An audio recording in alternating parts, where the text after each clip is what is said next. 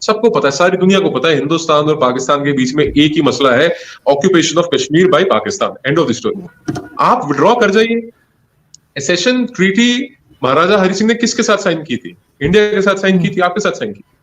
जब इंडिया के साथ साइन की थी, अगर आपका अगर एक जूता भी अगर आपका एक बूट भी अगर आपका कश्मीर की जमीन के ऊपर है, तो then you are occupational force. इसके अंदर कोई डाउट ही नहीं होना चाहिए। तो यूएन रेजोल्यूशन भी यही कहता है आनंद जी।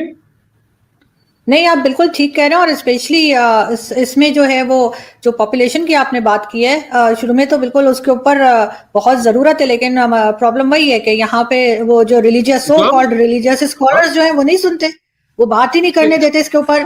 और ये जो यूरोपियन कंट्रीज की एग्जांपल्स दी जाती हैं, स्कॉलर सुने ना सुने, आपकी आवाम तो सुने। तो पब्लिक भी तो उसी में से निकल कर आ रही है ना सर, वही जहालत पब्लिक के अंदर भी है।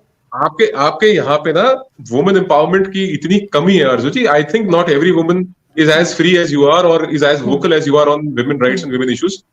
मैं मतलब आप ये मान के चलिए कि अगर एक 13 साल की बच्ची को जबरदस्ती कन्वर्ट करके उसके साथ एक बुढ़ा आदमी निकाह करता, मतलब बेशर्मी करता है। उसकी पोती की उम्र की लड़की है यार।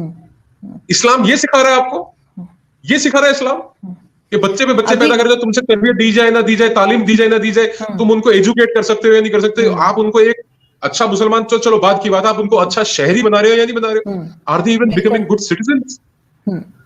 ये जैसे लोग यार, कि क्या हो क्या रहा है पाकिस्तान में? अभी मैंने आज बल्कि फर्स्ट टाइम मैंने देखा टीवी पे एक ऐड आ रहा था, और उसमें जो वो स्पेशली किसी एनजीओ ने बनाया था कि छोटी उम्र में बच्चियों की शादियां ना करें। तो जाहिर है जब इतने ढेर सारे बच्चे पैदा कर लेंगे, फिर इनको समझ नहीं आती कि अब इनका करें क्या, तो जल्दी जल्दी लड़कियों की शादियां करके पीछा छुड़ाते हैं।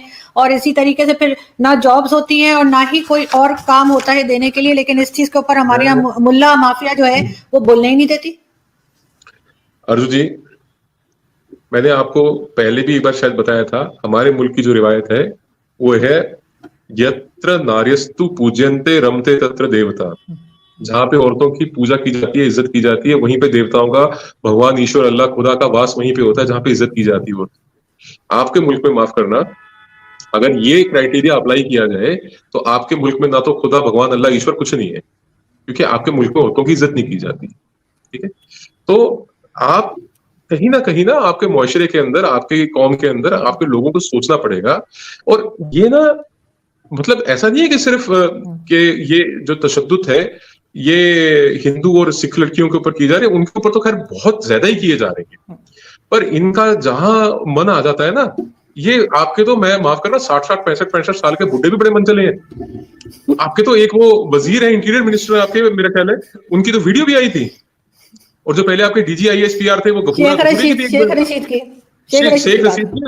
हाँ, जनरल आसिफ गफूर की भी मैंने देखी है वीडियो, उसकी भी आई हुई है एक, गफूरे की, ISI वाले की। तो मतलब हद हो गई यार। मतलब हम लोग निकलते हैं घर से, हम देखते हैं यार हमारे बच्चे हैं, ये है वो है। अब आपके बुढ़े घर से निकलते हैं, वो सोचते हैं अच्छा इससे निकाह करूं, इससे करूं। मतलब कैसा माहौल बना रखा है आपके मुल्क में। तो मतलब मैं आई डोंट नो, मतलब ये तो सुधार आपको करने पड़ेगा ना, ये तो हम नहीं कर सकते ना।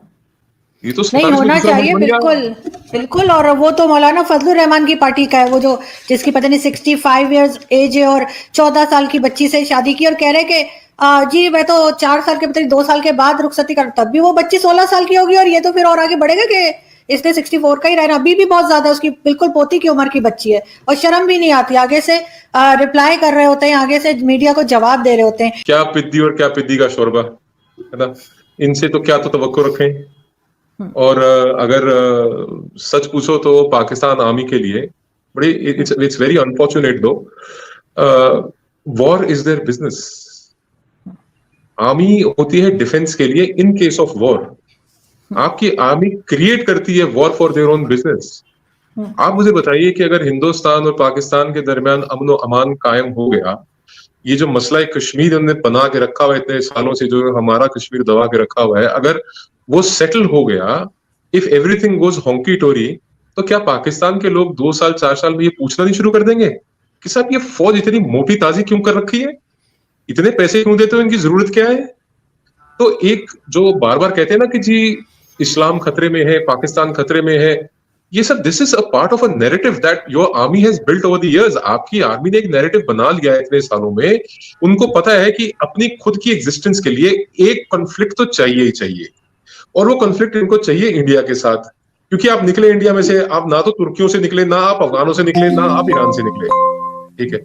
और जो सप्रेशन ऑफ बलोच है, बलोच का सप्रेशन जो है, आपको तो पता ही होगा। ये शाफ, कलात और सिस्तान और ये बलूचिस्तान का बहुत बड़ा एरिया जो आपके पास है, उसके अलावा ईरान के अंदर भी Balochistan is a geopolitical location, it's a demographic location. तो बलोच जो है वो ईरान में भी है, बलोच आपके पाकिस्तान में भी है। तो ये कहीं ना कहीं एक ऐसी चीज है जिसको लेके ना सिर्फ पाकिस्तान बहुत सेंसिटिव है, इसको लेके ईरान भी बहुत सेंसिटिव है। और मेरे ख्याल इस बारे में बहुत कम बात की गई है आज तक लोगों से, पर ये एक बहुत सेंसिटिव इशू है। क्योंकि आपके जो डिफेंस फोर्सेस हैं, आपकी जो आर्मी है, उसने ये नॉन स्टेट एक्टर्स क्रिएट किए थे कि in case of aggression from India, जैसे बांग्लादेश के अंदर फ्री रन मिल गया क्योंकि वहां के जो बंगाली थे, दे वर विद, मुक्ति बाहिनी वाज विद इंडिया, तो they were all for their own freedom. उनको ये लगता है कि साहब ये जो हम नॉन स्टेट एक्टर्स खड़े कर रहे हैं ना, तो they will become our second line of defence. अगर इंडिया आ भी जाता है तो हम गुरिल्ला वॉरफेयर में शहरों के अंदर उनको हम बहुत ब्लीड करवाएंगे और इतना इजी रहेगा नहीं इंडिया के लिए। इस सोच के साथ ये क्रिएट किए गए थे non state actors with in your country. अब वो स्थिति तो इंडिया, जैसे आपको मैंने पहले भी कहा था कि इंडिया तो आपके ऊपर अटैक करेगा नहीं, इंडिया ने तो अपने 1000 साल के इतिहास में अटैक किया नहीं। हाँ, आपसे पीओके लेना है, और वो ना सिर्फ मैं कह रहा हूं बल्कि हमारे स्टेट, हमारे कंट्री के बड़े बड़े नेताओं ने कह दिया है, अब तो हमारे होम मिनिस्टर कह चुके हैं कि वो लेना है आपसे। At a time of our own choosing हम वो ले लेंगे आपसे, वक्त आएगा करेंगे। बट बाकी जो पाकिस्तान है, you can laugh about it, no problem. जो बाकी का पाकिस्तान है वो आपका है साहब, उसको कैसे आपने कंट्रोल करना है, कैसे आपने मैनेज करना है, अपनी पॉपुलेशन को, अपनी आवाम के पेट में दाने आपने कैसे डालने हैं, अपनी आवाम के लिए बिजली, गैस और ये जो ट्रांसपोर्टेशन है और ये जो रहने के लिए जगहें हैं वो आपने कैसे पूरी करनी है, दैट्स योर प्रॉब्लम। कि भारत जो है वो चाहता है कि मतलब पाकिस्तान आगे ना बढ़ पाए, तो इस पे आप क्या कहेंगे? बाकी आपने जो बात की आजाद कश्मीर की, तो सर मुझे बिल्कुल उस वक्त बाकी में मैं हंस रही थी, क्योंकि मुझे नहीं लगता कि हमारी फौज इतनी कमजोर है कि वो आपको आजाद कश्मीर लेने देगी। सर हमने भी चूड़ियां नहीं पहनी, मैंने तो वाकई में नहीं पहनी हुई। देखिए एक ना हमारे राष्ट्र कवि रहे हैं रामधारी सिंह दिनकर। तो दिनकर जी की एक रचना थी रश्मि रति, उसमें एक उसके अंदर एक चैप्टर है, उसको कहते हैं कृष्ण की चेतावनी। तो कृष्ण की चेतावनी की पंक्तियों में मैं आपको कंक्लूसिवली बता देता हूँ क्या है। कहते हैं कि वर्षों तक वन में घूम घूम बाधा विघ्नों को चूम चूम सह धूप घाम पानी पत्थर पांडव आए कुछ और निकल। सौभाग्य न सब दिन सोता है, देखें आगे क्या होता है। देखते हैं आगे क्या होता है। बिल्कुल, लेकिन सर जो भी हो कश्मीरियों के लिए, सुनिए, आपकी फौज ने चूड़ियां तो नहीं पहनी, मेरे को आई एम श्योर कि उनकी यूनिफॉर्म का हिस्सा चूड़ी नहीं होगा। और हाँ, उनकी बहरहाल पतलूनें जरूर उतरवाई थी, 93,000 थे, कुछ थोड़े से नहीं थे, काफी थे। और मौका आएगा दोबारा तो आपको वो भी दिखा देंगे, वो भी दिखा देंगे। लेकिन सर कुछ भी हो, लेकिन सर कश्मीरियों के लिए अच्छा होना चाहिए। और अब ये सर, अब यहाँ पे भी टाइम चेंज हो गया, अब ये 71 नहीं है और फौज भी 71 वाली नहीं है। क्या बात है, शानदार है ना। 71 तो नहीं है, पर आपकी फौज वो 71 से बदतर हालात में। ये बन गए व्यापारी, ये बन गए धन्ना सेठ। ये फौज का काम क्या होता है बताइए मेरे को, इन एनी कंट्री आर्मी का काम क्या होता है? आप ज्यादा दूर मत जाइए, आप इंडिया में फौज कैसे काम करती है, कैसे ऑपरेट करती है, very professional army. Army is a very professional army. यहाँ पे कोई धंधे, यहाँ पे कोई ये कॉर्नफ्लेक्स, डाइपर और सैनिटरी नैपकिन नहीं बना रही हमारी फौज, ठीक है ना। हमारी फौज कर रही है अपना काम जो उसको करना चाहिए। और बिजनेस तो हर फौज करती है सर, सारी दुनिया की बिजनेस करते हैं, ठीक है। ये थोड़ा कुछ और कर लेते हैं, वो शायद हथियार वगैरह बनाते हैं। मैंने तो यही सुना है कि सारी दुनिया की, may be I am wrong, लेकिन मैंने यही सुना है सारी दुनिया की आर्मी जब रिटायर होते हैं तो कुछ ना कुछ उनका बिजनेस होता है। तो क्या हो गया सर अगर हम थोड़े से डायपर बना लेते हैं और सीमेंट बना लेते हैं? अच्छी बात है ना? ये रिटायरमेंट के बाद देखिए, ये बड़ा दिलचस्प है। अब तो पिज्जा भी बनाते हैं, पिज्जा भी है हमारे पास, पिज्जा का आइटम भी है। हाँ, पापा जॉन है ना आपके, अच्छे पापा जॉन तो एक ग्लोबल चेन बना रही है। पर वो किस कॉस्ट पे आरजू जी? आपकी कौम की कॉस्ट पे।